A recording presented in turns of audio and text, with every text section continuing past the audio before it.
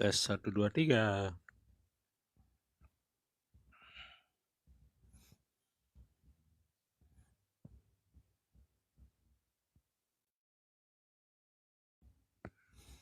Oke, jumpa lagi dengan Adi. Jadi malam ini live-nya ini nanti saya rekam, kemudian nanti saya upload di YT saya. Nah itu kesukaan saya. Jadi kalau misalnya 1 jam daripada ngalur ngidul, jadinya saya suka pakai ini. Contohnya kayak baca buku ini ya. Jadi bukunya ini mantep juga. Jadi Change Your Brain, Change Your Life. Nah itu saya coba belajar lebih dalam lagi tentang otak, dan karena memang ini bikin jadi, nah tulisannya biar enggak kebalik ya, change your brain, change your life gitu. Jadi saya bacain ceritanya, jadi teman-teman yang males baca karena ini lumayan tebal, hampir 400 halaman.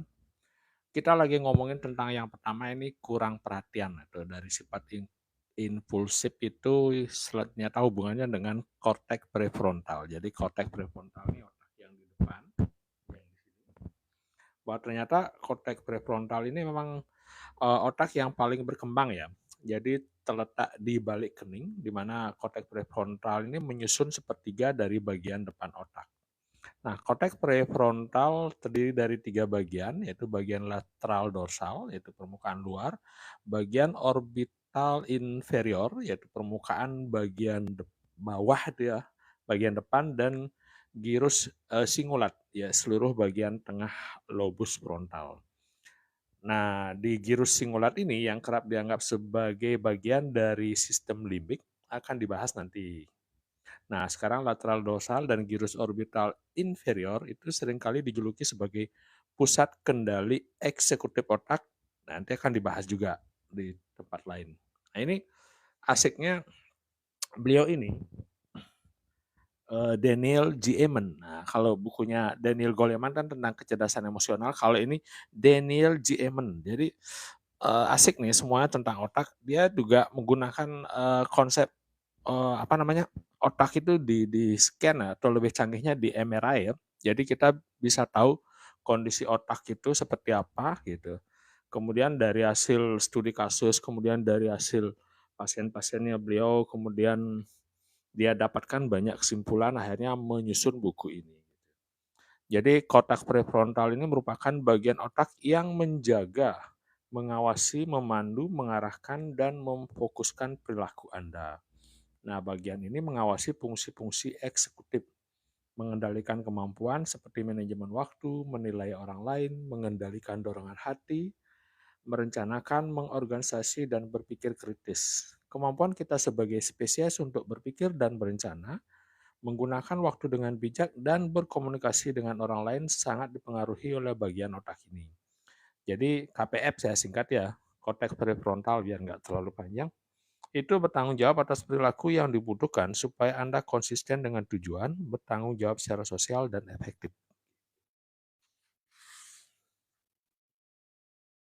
Jadi menurut si apa namanya, Thomas Gualtieri, jadi seorang neuropsikiater ya, jadi di North Carolina itu meringkas fungsi KPI manusia itu sebagai kapasitas untuk merumuskan tujuan, menyusun rencana untuk melakukannya, melaksanakan rencana tersebut secara efektif, mengubah jalan, dan berimprovisasi ketika menghadapi rintangan atau kegagalan, serta untuk melakukannya dengan sukses tanpa adanya petunjuk atau struktur dari luar. Nah, itu asik ya.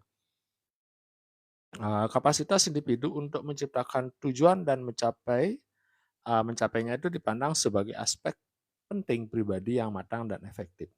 Ini bukanlah kesepakatan sosial atau artefak kebudayaan, ini merupakan bagian tak terpisahkan dari susunan korteks prefrontal dan sambung-sambungannya. Jadi yang korteks prefrontal ini ya bagian orbital inferior ini membantu Anda mempertimbangkan segala ucapan dan perbuatan Anda. Contohnya apabila Anda tidak sependapat dengan pasangan dan KPF, ya korteks prefrontal itu berfungsi dengan baik, barangkali Anda akan memberikan respon yang sudah dipertimbangkan masak-masak yang dapat memperbaiki situasi tersebut. Apabila KPF Anda tidak bekerja dengan baik, barangkali Anda melakukan atau mengatakan sesuatu yang memperburuk keadaan. Jadi KPF membantu Anda menyelesaikan persoalan, memprediksi situasi, dan berdasarkan pengalaman membuat keputusan. Jadi permainan seperti catur secara efektif membutuhkan fungsi KPF ini. Nah, jadi KPF itu seperti itu ya, korteks prefrontal yang posisinya di depan.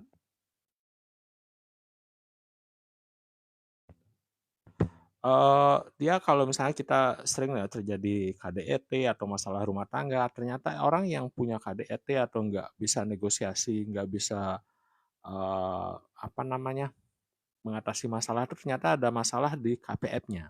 Oke, welcome ada Pulpis, ada Basi Kursani. Nah ini lagi bahas tentang buku Change Your Life, Change Your Brain, Change Your Life. Karangan Daniel G. Amen. Nah, daripada baca sendiri kan lebih baik dibacain ya. Jadi teman-teman yang malas baca tinggal dengerin aja gitu.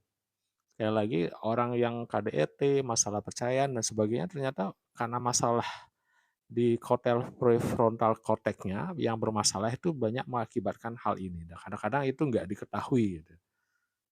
Nah, jadi sekali lagi bahwa KPF atau korteks prefrontal ini membantu Anda belajar dari kesalahan. Jadi fungsi KPF yang baik tidak menghindarkan Anda dari kesalahan, tapi Anda tidak akan membuat kesalahan yang sama berkali-kali. Nah, jadi kalau orang yang terus bikin kesalahan berkali-kali, pokoknya nggak pernah belajar dari kesalahan, mengulang lagi, oh ternyata KPF-nya yang bermasalah.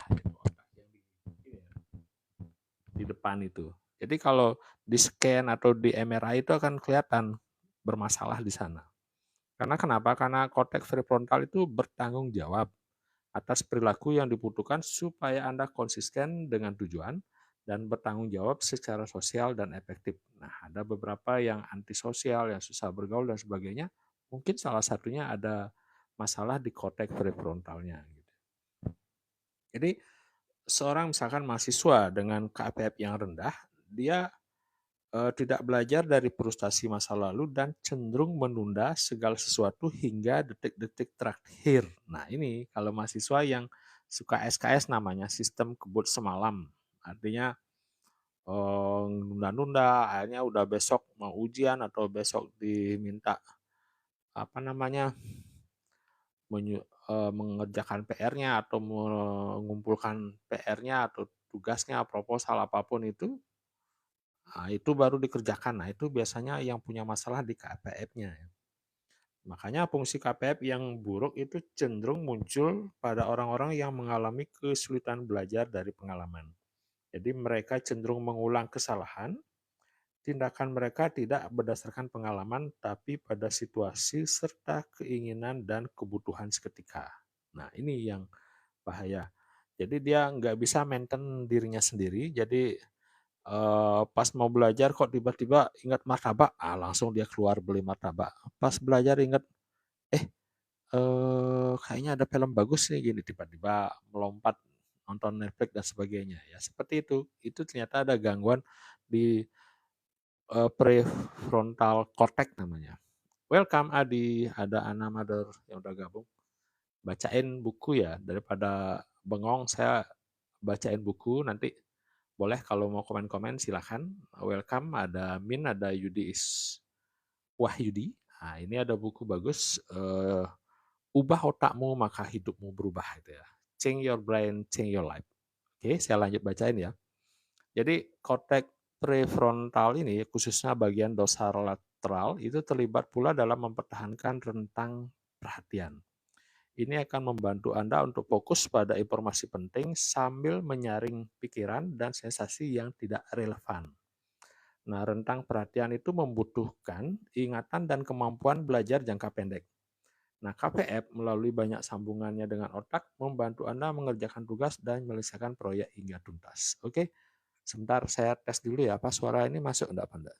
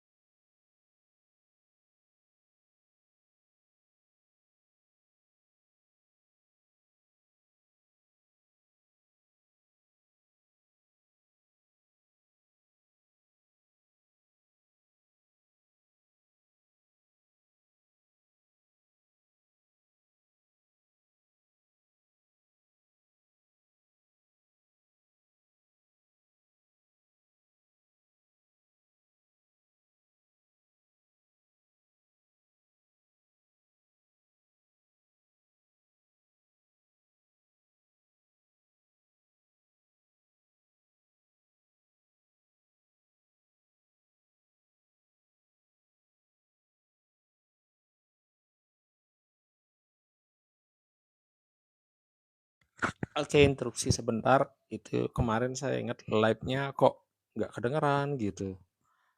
Ini tes lagi. Mudah-mudahan masuk suaranya ya. Jadi kalau suara masuk, komen dong. Ada Nusanes Sukeni, ada Kriplay, Eko Normalia. Saja.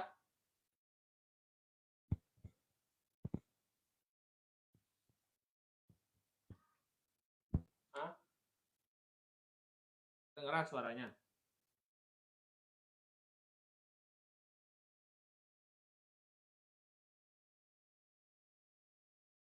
Thank you ya. Udah masuk ternyata. Oke, welcome Sabrina Febria. Ada Ramli M. Eliadia Mardia. Nah, ini kita lagi bacain buku ya.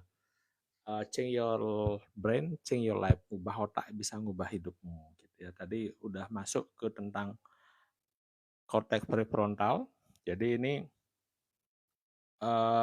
yang suka telat mikir, kemudian suka nunda-nunda, itu ternyata gangguan di korteks prefrontal ya, yang di depan ini.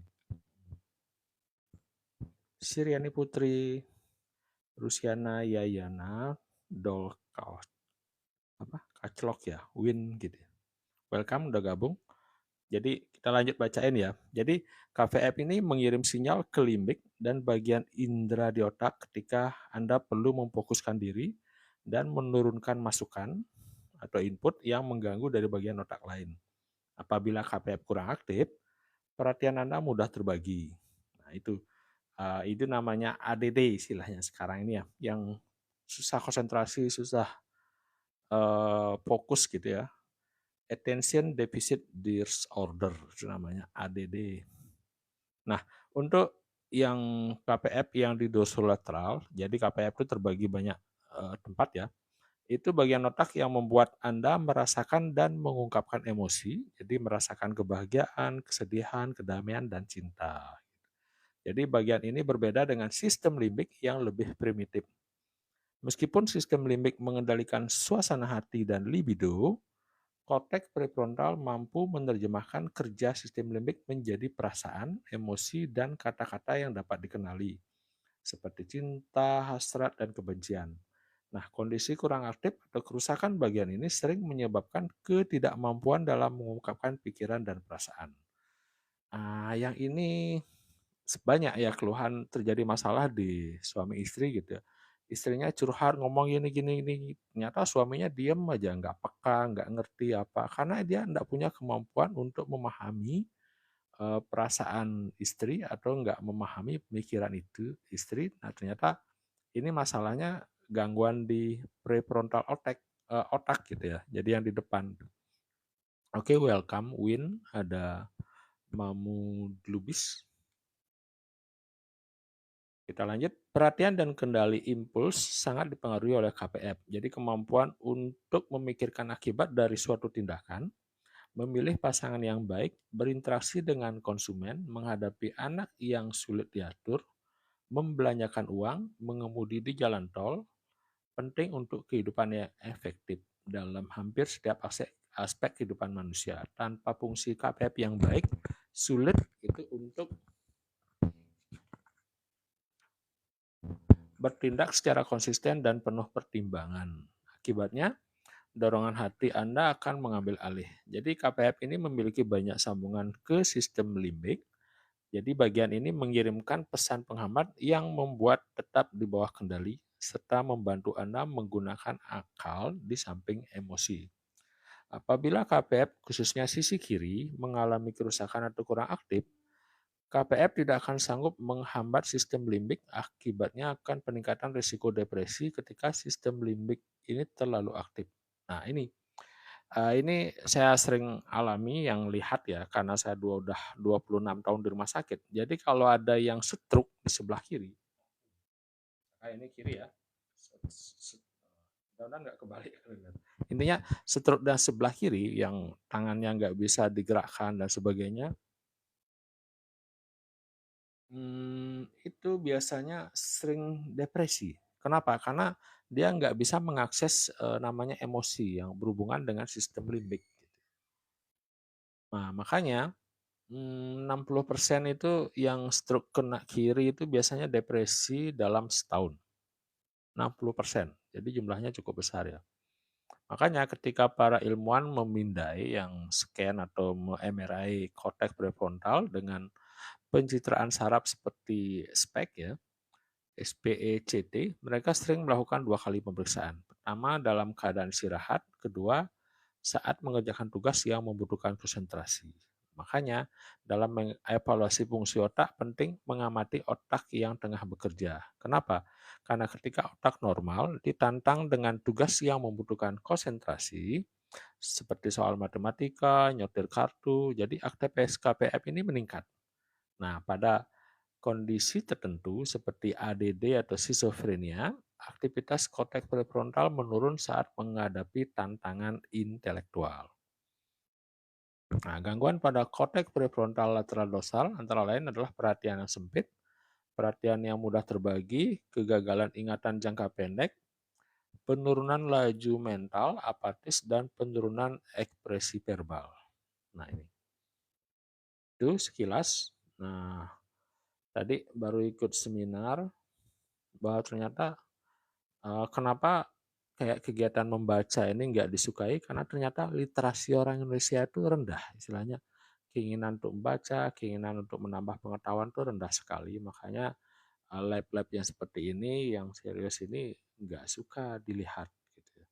Tapi kalau skateboard yang joget-joget apa dan sebagainya itu suka gitu. Nah itu pengaruhnya ke literasi ya, dan efeknya kenapa? Karena tadi lagi ngomongin tentang dari BP POM ya yang ngasih cerita bahwa ternyata kita mudah sekali kena kejebak gitu istilah, terutama yang hubungannya dengan skincare ya, karena Indonesia ternyata target pasar yang luar biasa untuk skincare, jadinya banyak orang beli gitu dengan iming-iming dari influencer bahwa ini pengaruhnya begini-begini, dan yang lucunya katanya semakin mahal harganya 20 juta, 30 juta itu orang jadi semakin yakin bahwa itu efeknya bagus, dan ternyata setelah diteliti nggak ada efek sama sekali sebenarnya, lebih banyak ke placebo gitu ya. Ada yang dibilang kromosom apa gitu, bahwa ternyata penelitian itu emang nggak bisa ngubah kromosom karena DNA itu kan ada di dalam. Nah, literasi seperti itu karena nggak suka baca, nggak suka itu, jadi kita gampang sekali kena. Meskipun seperti tadi dijelaskan sama ketua BP POM ya, kebetulan tadi ikut seminarnya, mungkin obatnya itu istilahnya kandungannya tidak berbahaya dan sebagainya, sebenarnya itu obat biasa saja, tapi karena dikemas oleh investor dengan bagus kemudian harganya dinaikin, kita itu sangat yakin bahwa itu bisa mencerahkan kulit dan sebagainya, glowing dan sebagainya, ternyata banyak orang beli dan akhirnya kita keluar banyak karena efek seperti tadi, literasinya kurang suka membaca, jadi kita gampang sekali membeli, dan keputusan membeli itu adalah keputusan emosional, jadi bukan keputusan rasional, makanya marketing itu udah pintar sekali membuat kita jadinya kayak mendesak gitu ya, scarcity namanya. Ada rasa ketakutan kalau nggak beli sekarang nanti diskonnya lewat, atau nggak beli sekarang nanti nggak dapat barangnya. Padahal setelah dibeli nggak jadi apa-apa juga gitu. Tapi ya itu yang terjadi karena salah satunya ini, prefrontal cortex-nya itu kurang kerja maksimal gitu. Itu baru tahu gitu. Artinya ternyata permasalahannya itu, dan itu karena nggak suka baca, otaknya itu nggak dilatih, seperti otot itu kan, fitness itu kan dilatih. Jadi kalau nggak suka dilatih, jadi nggak ada perkembangan. Kita itu yang aktif itu adalah otak reptil istilahnya, senggol bacoknya itu aktif gitu. Jadi gampang-gampang sekali kita emosi, gampang sekali kita tertarik, klik keranjang kuning dan sebagainya ya karena otak reptil itu kebutuhan dengan bertahan hidup, kebutuhan dengan adanya kelangkaan gitu ya. Artinya kita ini lebih takut mengalami kerugian gitu ya. Maksudnya mengalami kerugian kalau nggak ambil sekarang nanti lewat dong. Kalau diskonnya nanti nggak diambil sekarang diskonnya lewat dong gitu. Live-nya lagi 5 menit lagi gitu. Akhirnya kita ikut belanja dan sebagainya. Padahal setelah itu, oke, ini karena permintaan banyak teman-teman yang pingin beli produknya, makanya labnya saya perpanjang lagi 1 jam gitu. Padahal memang tujuannya emang akan terus live gitu ya. Jadi kita kepancing untuk beli dibilang karena live-nya tinggal 5 menit lagi atau 1 menit lagi gitu. Padahal live-nya mungkin lagi 2 jam juga enggak masalah gitu. Tapi kita takut dengan itu merugi gitu. Nah itu otak limbiknya itu yang aktif. Jadi otak sisi emosional itu yang aktif sehingga kita atau limbik yang di bawahnya lagi ada otak reptil yang hubungannya dengan survival mode, bertahan hidup itu yang aktif, akhirnya kejebaklah kita beli gitu. Nah, itu salah satunya karena literasi kurang gitu dibilang sama ketua dokter yang tadi bahas ya. Jadi bukan saya yang bilang ya, dibilang itu udah literasi orang Indonesia tuh seperti itu karena kurang suka membaca. Gitu. Oke, kita lanjut ya, baca. Nah, salah satu masalah yang sekarang ini banyak menimpa anak-anak kita dan sebagainya. Oke, welcome Siti Afifah, yaitu namanya ADD, Attention Deficit Disorder. Jadi ini susah untuk bahasa gaulnya ya, susah untuk fokus gitu ya. Karena ini disfungsi neurologis dalam korteks prefrontal. Jadi dengan yang ADD ini ya, kalau mau berusaha berkonsentrasi, aktivitas KPF-nya menurun, bukannya meningkat seperti pada otak normal. Makanya penyandang ADD ini memperlihatkan banyak gejala yang diperkirakan, yaitu rentang perhatian yang sempit, perhatiannya yang mudah terbagi, kemudian tidak teratur, hiperaktif gitu ya. Meskipun ini hanya sebagian dibilang. Kemudian gangguan pengendalian impuls, sulit belajar dari kesalahan masa lalu, kurang pertimbangan sebelum bertindak, dan sering menunda pekerjaan. Nah itu yang suka nunda-nunda ini ternyata masuk di ADD juga ya. Nah ini bicara fakta juga kenapa, karena penulis ini dia punya 2 dari 3 anaknya mengalami gangguan ini. Akhirnya setelah dia melakukan penelitian dengan spek di kliniknya, kemudian melakukan pencitraan otak dan penelitian genetika, akhirnya dia menemukan bahwa ADD ini adalah gangguan KPF yang diwariskan secara genetik. Welcome gadis kecil.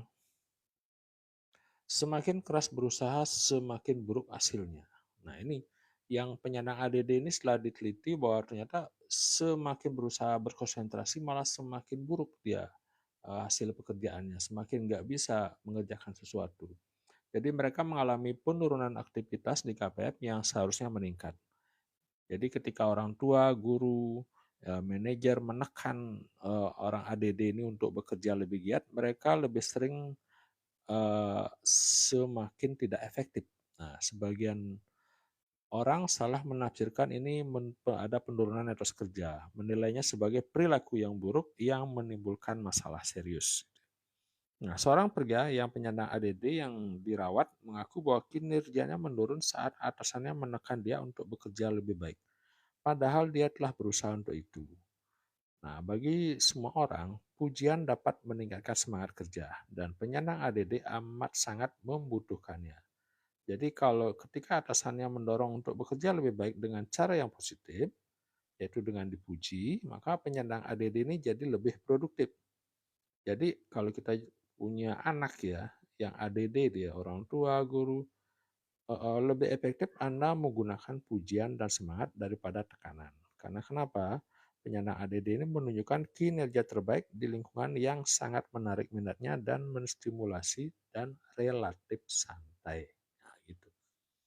Jadi kalau terlalu serius, situasinya suka kayak guru killer dan sebagainya, ya, amat susah orang ADD ini untuk konsentrasi. Kemudian tentang rentang perhatian sempit, yaitu ini ciri khas dari ADD, di mana ADD itu membutuhkan waktu lama untuk memusatkan perhatian. Perhatian mereka cenderung mengembara dan mereka sering melalaikan tugas serta memikirkan atau melakukan sesuatu selain pekerjaan yang dia hadapi. Namun hal yang penting mengelabui tenaga klinis yang belum berpengalaman dalam memeriksa ini adalah penyandang ADD tidak memiliki rentang perhatian sempit untuk segala hal. Jadi, penyandang ADD ini mampu memperhatikan hal-hal yang baru, sangat merangsang, menarik, atau menakutkan. Nah ini, jadi yang suka-suka film horor, yang suka ekstrim, itu salah satunya ADD. Itu seperti itu. Jadi hal-hal yang merangsang, yang bikin takut, bikin serem, menarik, itu malah bikin perhatiannya jadi lebih terpusat. Nah, kadang-kadang seperti itu ya. Jadi anak disuruh baca itu kok males belajar, males. Tapi kalau udah dikasih video game apa, bisa 2 hari gitu misalkan enggak mah. Itu konsentrasinya bisa full gitu ya. Nah itu dari ADD ini. Misalkan itu ya, kalau kita suruh belajar itu untuk ADD itu kadang-kadang dijelaskan bahwa kalau dia dikasih les guru privat ya, guru pribadi itu dia bisa belajar bagus. Tapi kalau udah belajar ngumpul rame-rame malah nggak bisa gitu. Jadi dia misalkan mau bikin PR tuh lama sekali sampai 4 jam gitu. Tapi kalau misalkan seperti anaknya ini ya dia, ketika dikasih majalah tentang mobil yang berisi tentang sound system dan sebagainya, minatnya itu luar biasa. Jadi dia bisa langsung baca dari depan hingga belakang dan bisa mengingat setiap detil di dalamnya. Itu luar biasanya yang ADD. Jadi kalau yang menarik minatnya itu hafal luar kepala jadinya gitu ya.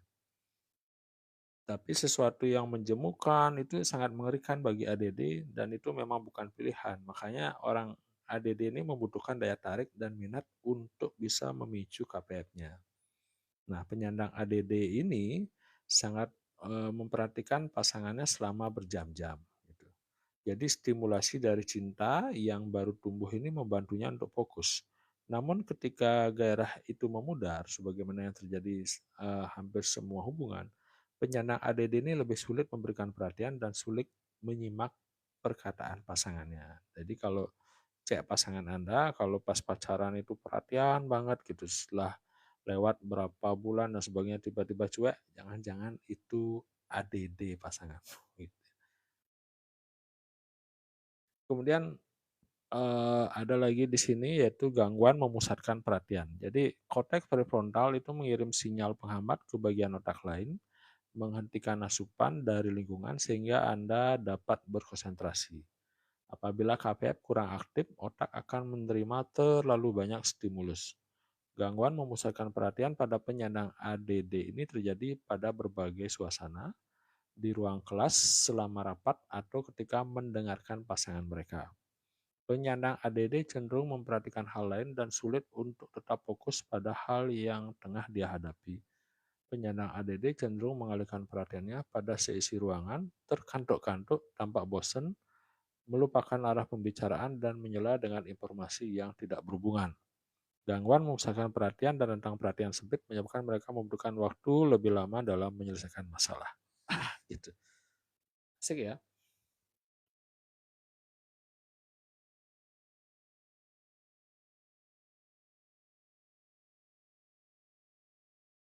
Itu sekilas tentang korteks prefrontal dan juga ADD, Attention Deficit Disorder. Santai dulu ya.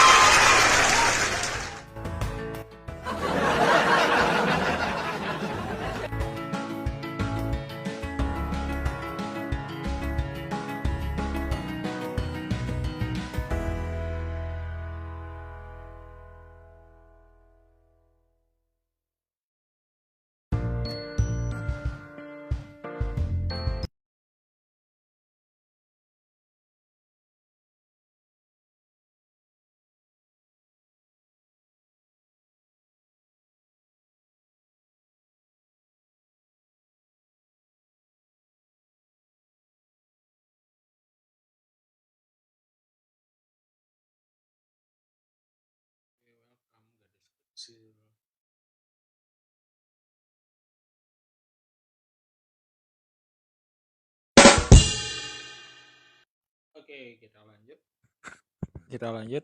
Nah, ini beberapa masalah yang sering dialami oleh gangguan korteks prefrontal, yaitu rentang perhatian sempit, perhatian mudah terbagi, kurang gigih, gangguan pengendalian impuls, hiperaktif. Nah, coba cek siapa tahu ada tetangga, teman, keluarga apa yang punya masalah ini.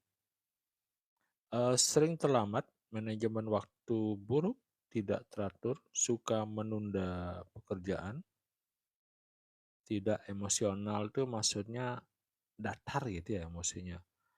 Marah, sedih juga tidak gitu ya. Kemudian salah persepsi, penilaian buruk, sulit belajar dari pengalaman, gangguan memori jangka pendek, kecemasan sosial dalam menghadapi ujian gitu misalkan. Nah,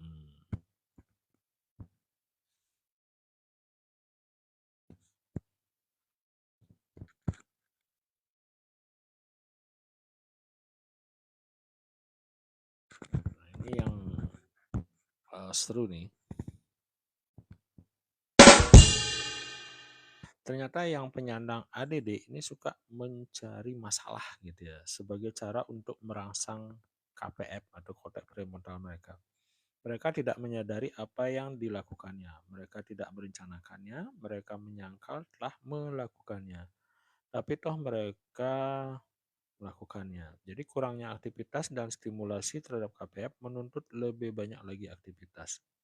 Hiperaktivitas, kegelisahan, dan gumaman adalah cara yang lazim untuk menstimulasi diri sendiri. Cara yang lain digunakan untuk penyandang ADD ini adalah menyalakan otak mereka dengan membuat keributan.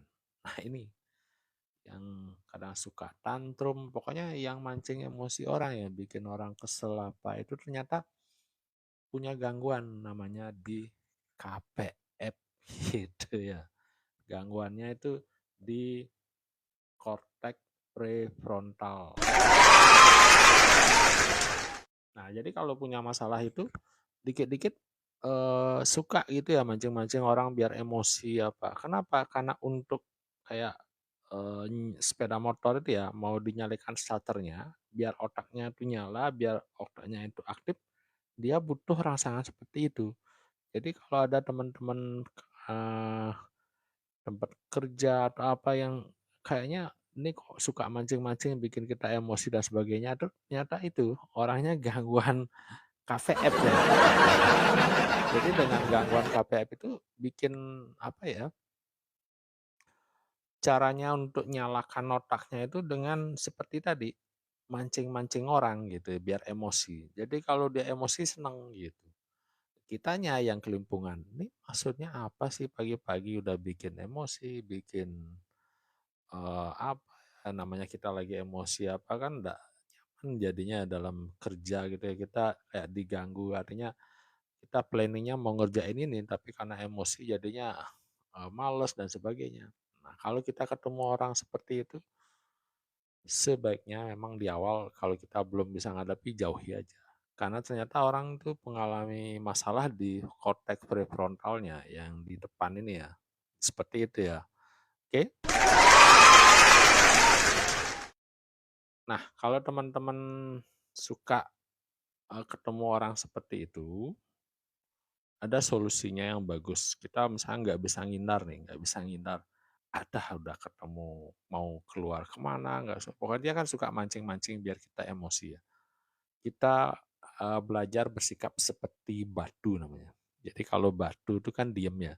Jadi kalau tenang, diem, nggak bereaksi gitu, entah disiram air, dilempar tai, di apa pokoknya nggak bereaksi. Nah seperti itulah. Artinya kenapa? Kalau kita bereaksi, kalau kita marah, kecewa, sedih dan sebagainya itu seneng dia karena caranya dia untuk mengaktifkan otak prefrontalnya adalah seperti itu.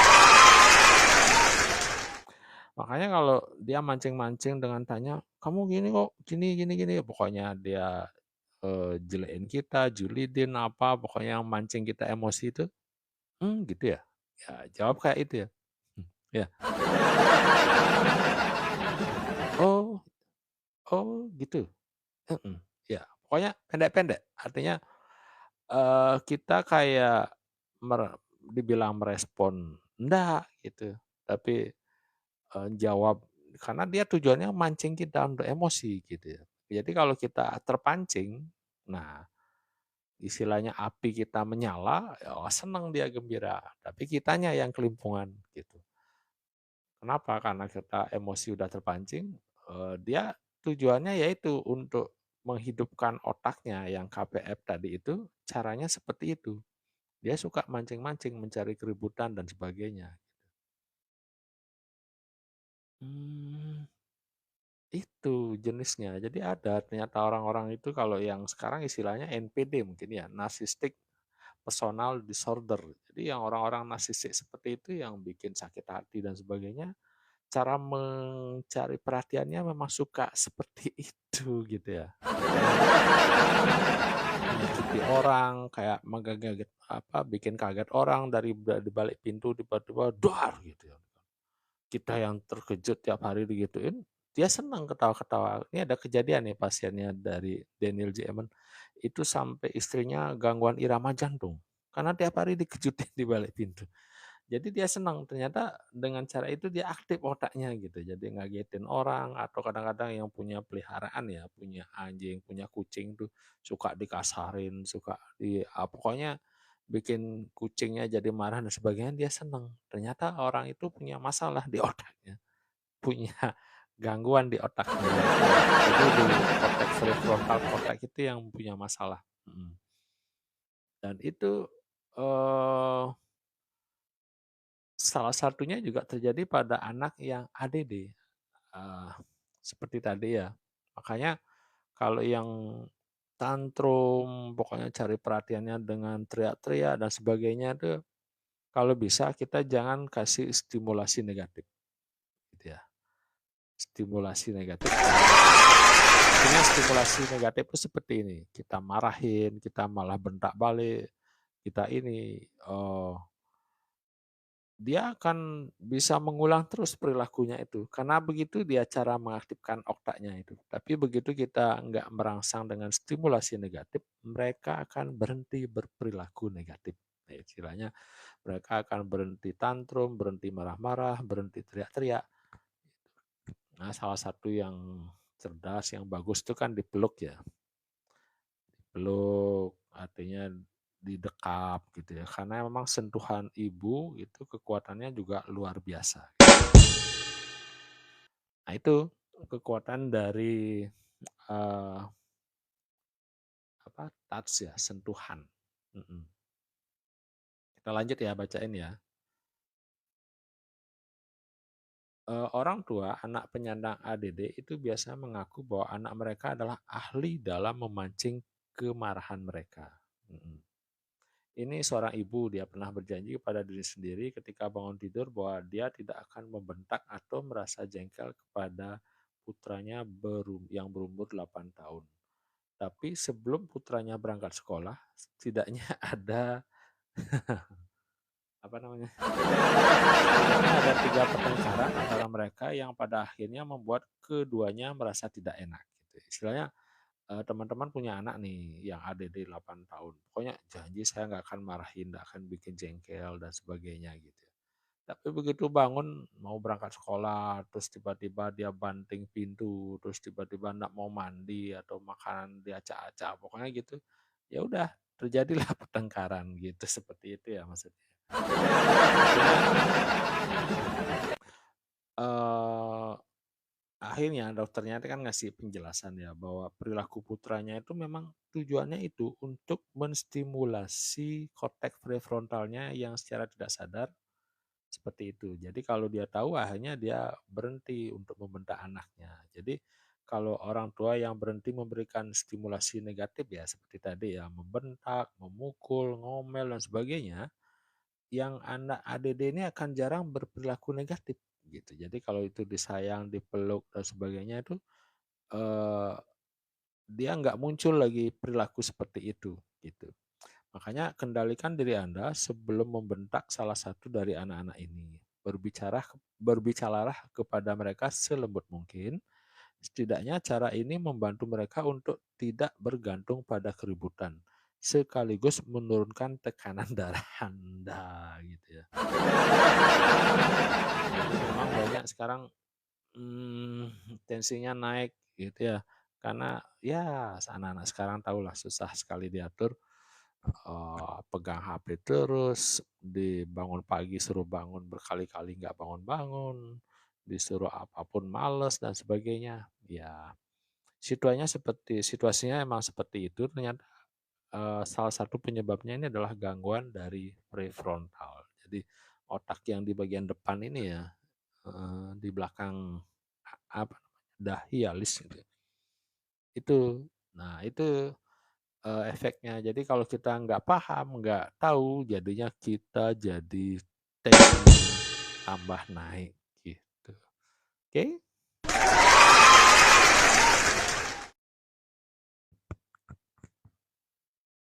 Jangan sampai karena ketidaktahuan ini, kurangnya literasi, kurangnya baca, akhirnya kita jadi penyakitan. Kayak tadi gangguan irama jantung, tensinya naik, kolesterol dibilang penyebabnya, padahal karena perilaku anak kita yang susah untuk eh, kita kan pinginnya anak kita kalem baik ya, tapi ya sekarang kebanyakan itu gangguan dari prefrontal cortex yang biasa terjadi pada anak yang ADD gitu ya.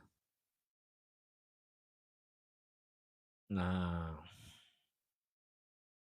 ini ada juga yang lucu ya dari pasiennya dia, bahwa ternyata kekacauan emosional yang bersumber dari kecemasan atau kemarahan itu akan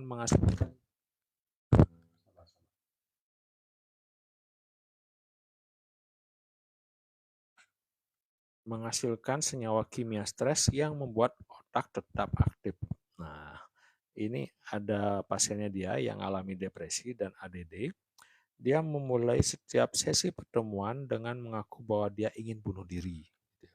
Dia menyadari bahwa pengakuan itu akan membuat saya cemas, istilah membuat dokter ini cemas, dan tampaknya dia menikmati saat-saat memaparkan setiap detail menjijikan mengenai cara dia akan melakukannya. Jadi dia akan cerita mau bunuh diri saya nanti akan seperti ini, minum racun, prosesnya saya akan beli racun di toko, kemudian ini gitu. Jadi detail dia ceritakan dan kalau yang dengerin tuh tambah khawatir, tambah cemas, seneng dia gitu. Aneh ya. Tapi itu terjadi. Ya. Artinya setelah dia selama setahun nih sampai dia dengarkan cerita yang sama, akhirnya dokter ini menyimpulkan bahwa sebenarnya dia tidak benar-benar ingin bunuh diri, tapi dia menggunakan reaksi dokter sebagai sumber stimulasi bagi dirinya. Jadi kalau dokternya tambah panik, tambah cemas, senang dia gitu. Jadi setelah mengenal dengan baik, akhirnya dokter itu berkata, berhentilah bicara tentang bunuh diri. Saya tidak percaya Anda akan bunuh diri. Anda mencintai keempat anak Anda dan saya tidak yakin Anda akan mengabaikan mereka. Nah, menurut saya Anda menggunakan kisah itu untuk membuat segalanya tetap kacau. Jadi itu, ada orang perilaku gitu. Cari perhatiannya dengan itu. Nah, banyak teman-teman saya juga sering alami itu.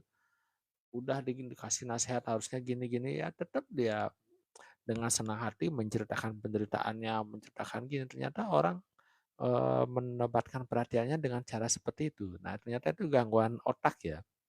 Jadi kalau ada teman-teman udah dikasih nasihat tapi dia tetap dramanya nggak habis-habis gini-gini terus besok cerita lagi drama ini drama itu ya ternyata itu gangguan prefrontal cortex. Mm-mm. Udah seperti dokter tadi abaikan saja karena kenapa? Dia menikmati kalau kita stres, dia menikmati kalau kita cemas, dia menikmati kalau kita khawatir gitu ya. Seperti itu. Makanya dia kayak bikin game gitu ya, bikin permainan mari bikin masalah gitu. Artinya tujuannya biar kedamaian Anda itu terganggu gitu. Jadi kalau itu diabaikan seperti tadi gaya batu ya, di VT saya ada teknik gaya batu. Itu awalnya memang dia kecewa gitu ya, karena kenapa? Permainannya itu enggak kita ikuti gitu. Tapi begitu kekacauannya itu hilang, dia akan lebih fokus pada terapinya gitu. Nah, makanya masalah yang nyata dari menggunakan kemarahan, kekacauan emosional, dan emosi negatif sebagai stimulan itu adalah kerusakan sistem imun. Nah, itu efeknya kalau kita ikut nanggapi itu, ikut baperan, ikut drama, sistem imun kita yang jadi punya masalah. Nah, makanya banyak sekarang autoimun itu karena terlalu suka nonton drama, drakor. Jadi seperti itu ya. Jadi tingginya kadar adrenalin yang dihasilkan oleh perilaku memicu konflik ini akan menurunkan keefektifan sistem imun dan meningkatkan kerentanan terhadap penyakit. Nah, jadi teman-teman yang saat ini selalu, kok saya kayak autoimun ya, kayak gini, gampang sakit. Nah, siapa tahu memang suka nonton drama gitu, suka terlibat sama drakor-drakor itu mungkin gitu.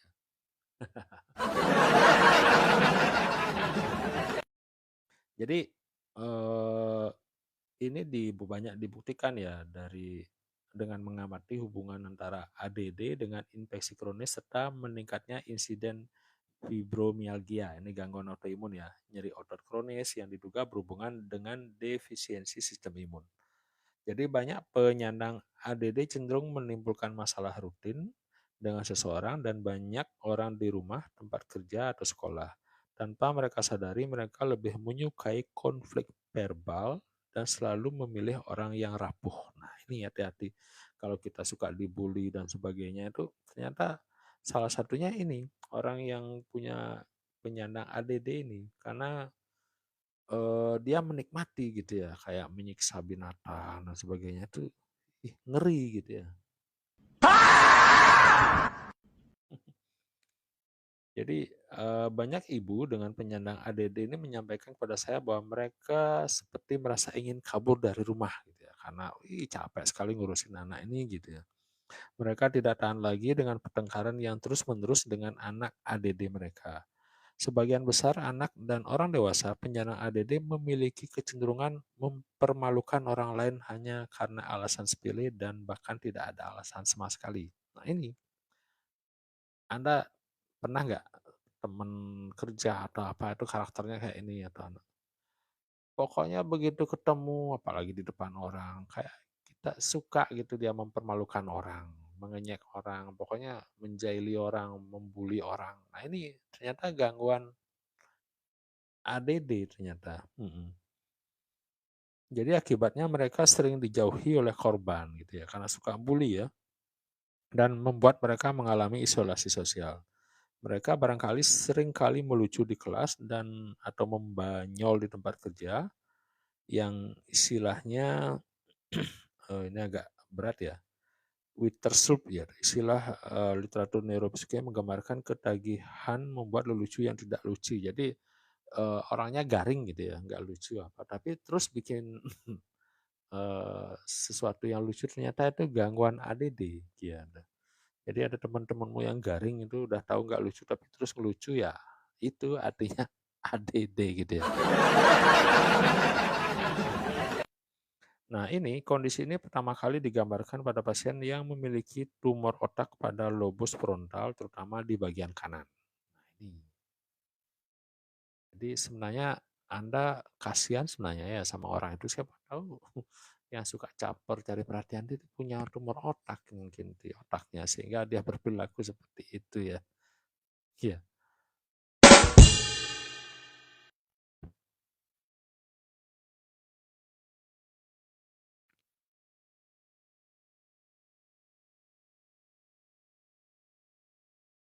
Kemudian yang perilaku yang lainnya yang ini ya, yang ADD ini dia cenderung memiliki tumpukan barang yang banyak gitu. Istilahnya eh ditumpuk berantakan dan sebagainya. Jadi sukar bagi mereka untuk menjaga tulisan tetap lurus gitu ya. Mereka memiliki sistem pengarsipan yang hanya dimengerti oleh mereka sendiri dan itu biasanya pada hari-hari baik. Berantakan pokoknya gitu. Cuma dia aja yang paham. Kalau nyari ini di mana, dia aja yang tahu gitu. Jadi banyak ADD terbiasa datang telat, kemudian mengerjakan sesuatu pada menit akhir. Dan ada nih dia pasiennya tuh membeli sirene dari perusahaan alarm untuk membantu mereka bangun. Coba ya kalau kamu punya tetangga seperti itu ya. Tiba-tiba dia ngidupin sirene, dan kirain ambulan datang gitu. Ternyata dia yang ngidupin biar dia bisa bangun gitu.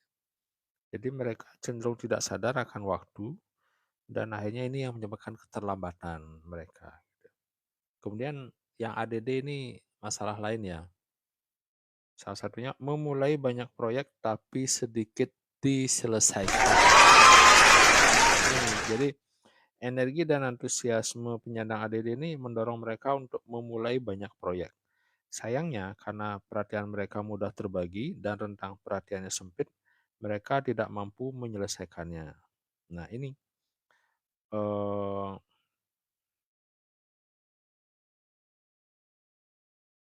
dia biasanya ADD sering suka gini ngomongnya. Saya sebenarnya ingin mengerjakan proyek-proyek itu lagi, tapi selalu ada ide baru yang menghalangi. Nah, itu biasanya ini. Jadi kalau ada teman-teman, kalau bahasa kami itu kutu loncat ya. Artinya belum selesai ini udah loncat sini, udah loncat sini. Dan itu ya itu penyandang ADD. Jadi idenya banyak kreatif, tapi kalau disuruh ngerjain nggak ada yang selesai gitu ya.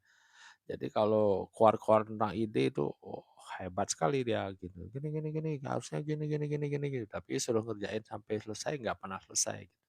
Dia punya proyek 300 paling bisa selesai 3 gitu biasanya. Mm-mm. Karena itu gangguan ADD dan itu ada pasiennya ini ya, padahal profesor dia, profesor perguruan tinggi dia ada itu 300 proyek, tapi yang suaminya ini cuma bisa ngerjakan 3 ini, cuma 3 aja, karena itu begitu mau ngerjakan ada ide lagi, lompat lagi, lompat lagi, lompat lagi, lompat lagi gitu ya. Nah, kemudian efek lain yang gangguan di prefrontal cortex ini adalah murung dan pikiran negatif. Jadi sebagian besar penyandang ADD ini cenderung murung, mudah tersinggung, dan bersikap negatif. Jadi berhubung korteks prefrontal mereka kurang aktif, mereka tidak sepenuhnya mampu menenangkan sistem limbik yang menjadi terlalu aktif sehingga menimbulkan masalah dalam pengendalian emosi. Banyak penyandang ADD mengkhawatirkan atau menjadi terlalu berfokus pada pikiran negatif sehingga sebagai bentuk stimulasi diri. Apabila mereka tidak dapat memicu kekacauan di sekitarnya, mereka akan mencari ke dalam diri mereka sendiri.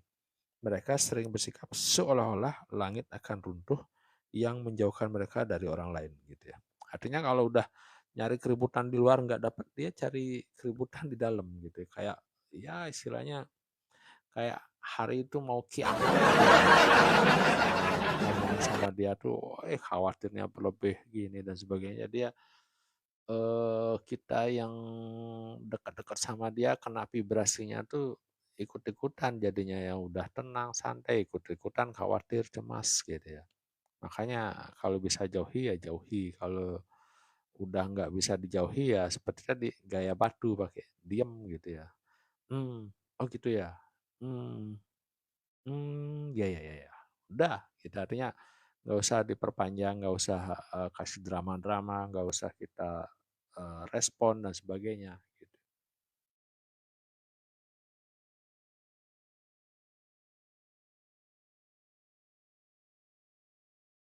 Dan ini penelitiannya bahwa ADD ini diperkirakan mempengaruhi 17 juta orang Amerika. Wih, banyak juga ya.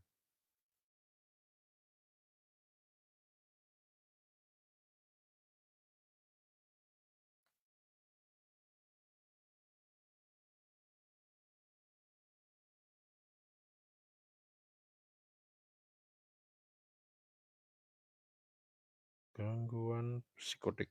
Nah, ini lebih dalam ya.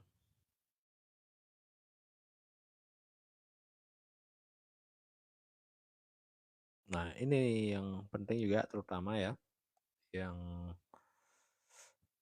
ternyata yang gangguan di prefrontal cortex ini misalnya kebentur kayak kecelakaan dan sebagainya yang kelihatannya memang kayak ringan gitu ya, nggak pingsan dan sebagainya, itu ternyata bisa dapat mengubah karakter dan kemampuan seseorang untuk belajar. Jadi kalau misalnya cedera kepala yang di korteks prefrontal ini, yang otaknya itu kan sangat lunak ya sebenarnya, karena kita dibantu oleh tengkorak ini untuk menahan.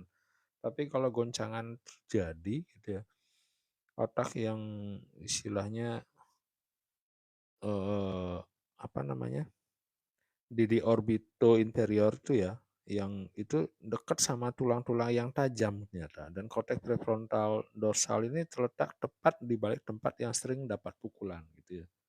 Pas di sana dia.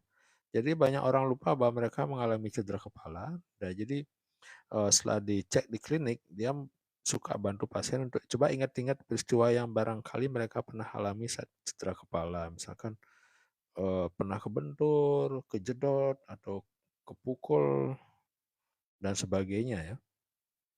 Dan setelah dia bilang tidak gitu, tapi setelah saya cek ternyata digali-gali memang ada gitu. Misalnya pas manjat pohon, jatuh dari pagar, melompat ke kolam gitu misalkan. Ternyata banyak orang ternyata setelah dicek sama dokter ini lupa dia mengalami cedera kepala di masa lalu mereka, dan dia nganggap itu nggak terlalu penting gitu ya untuk diingat. Artinya setelah ditanya untuk kelima kalinya dia baru ingat, ya, oh iya ya waktu itu pernah kejedot sama temen atau gimana gitu misalkan. Pernah jatuh, kepleset gitu, hanya kebentur dan sebagainya waktu umur 5 tahun gitu misalkan. Mm-mm. Atau jatuh naik sepeda motor waktu kecil dan sebagainya gitu.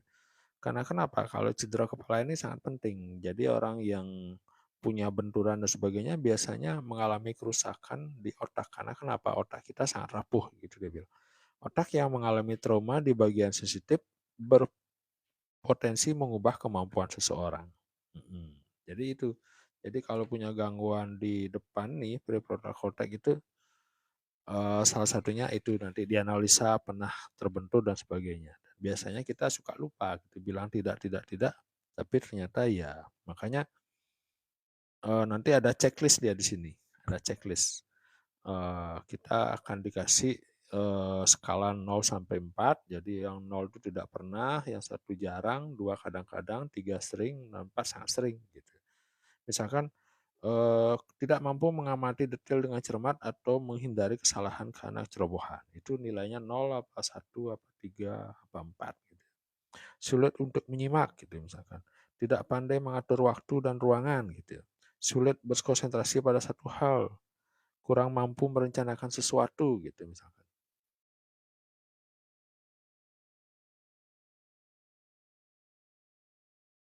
Sebentar. Oke. Nah itu salah satu gangguan di prefrontal cortex, ternyata ada benturan seperti itu dan efeknya seperti itu. Makanya kita perlu isi checklistnya. Jadi kalau yang susah konsentrasi, nggak bisa menyimak, sulit mengungkapkan perasaan, sulit mengungkapkan empati kepada orang lain, kemudian nggak punya tujuan yang jelas, sering melamun, mudah bosen, apatis, lemas, perasaan hampa gitu ya, atau berkabut, gelisah, kemudian sulit sulit untuk duduk tenang, itu mulai dah berarti ada gangguan di prefrontal cortex gitu namanya. Suka pencari konflik, jadi orang yang suka itu, ada teman saya di tempat kerja itu ya pokoknya komentarnya negatif, ketemu aja kayak ngajak perang gitu ya, itu ternyata gangguan di prefrontal cortex namanya.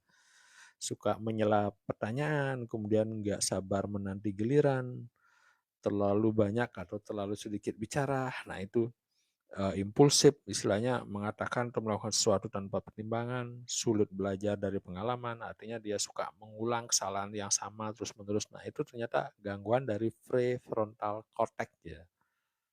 Nah itu makanya nanti saya live lagi yang bahas tentang bagaimana sih caranya resep ya untuk yang punya gangguan prefrontal cortex yang susah konsentrasi dan sebagainya itu ada caranya. Jadi bagaimana kita bisa mengembangkan perhatian atau mempertahankan fokus gitu ya. Nah ini disebut sebagai keajaiban satu halaman. Nah misalkan seperti ini ya. Kalau yang gangguan prefrontal cortex itu biasanya agak susah gitu ya menentukan tujuan. Makanya di sini diajarin untuk menetapkan tujuan, Karena kadang-kadang kalau ngomongin tentang tujuan goal tuh kayak pandangannya kosong gitu ya, samar-samar gitu. Jadi eh, diajarin tentang itu, tentang menetapkan tujuan. Kenapa? Karena ini kebutuhan, istilahnya kebutuhan masa sekarang dan spesifik.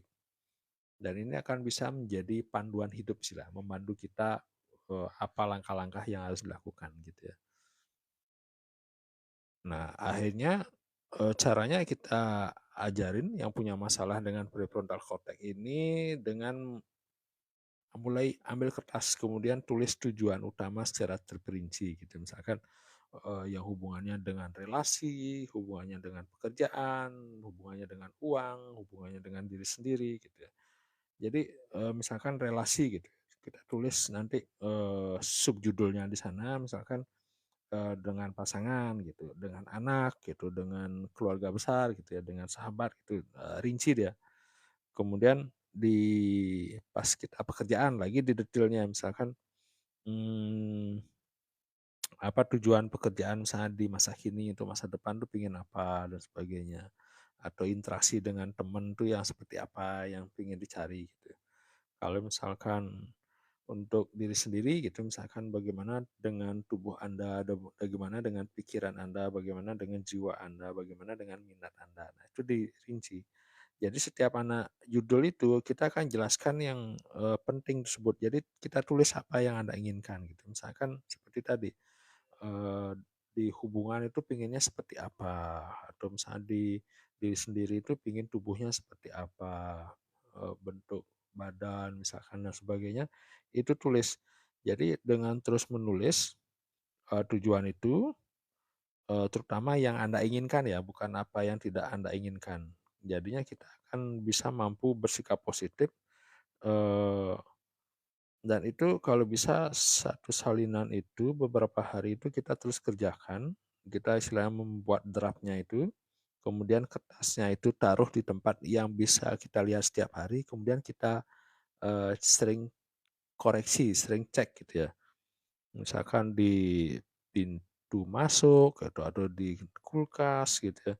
Yang gampang diambil ya, dilihat baru bangun tuh biar kelihatan gitu, misalnya di tembok gitu ya, atau di cermin kamar mandi gitu ya. Dengan tujuannya agar kita bisa fokus pada hal-hal yang penting itu, sehingga kita mampu mengawasi diri kita atau menyesuaikan perilaku dengan apa yang Anda ingin capai gitu.